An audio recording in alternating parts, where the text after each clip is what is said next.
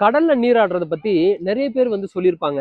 ஏன் இந்த கடல்ல நீராடுறது அவசியம் அப்படின்னு சொல்லி பார்த்தீங்கன்னா, ஒரு வருடத்திற்கு ஒரு 2 முறையாவது, அதாவது 6 மாத காலத்திற்கு ஒரு முறையாவது வந்து கடல்ல நீராடுறது அவசியம்னு சொல்லியிருப்பாங்க.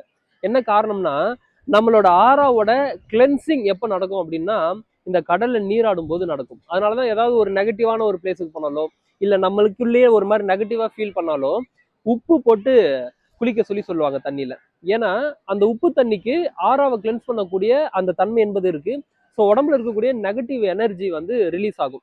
அப்போ இந்த கடல் அப்படின்றது அதை விட இன்னும் பல மடங்கு மேன்மையாக இருக்கக்கூடியது. அப்போ இந்த கடல்ல நீராடும் போது நம்மளோட ஆறா கிளென்ஸ் ஆகும். ஸோ பாசிட்டிவா நீங்க உங்களால ஃபீல் பண்ண முடியும். அதுவும் இந்த கடல் சார்ந்த இடங்கள்ல நீங்க இருக்கும்போது ஆட்டோமேட்டிக்கா இங்க இருக்கக்கூடிய காற்று, இங்க இருக்கக்கூடிய அந்த அலைகளோட சத்தம், இது எல்லாமே ஆட்டோமேட்டிக்கா மனசை வந்து ஒரு மாதிரி லேசா ஆக்கும்.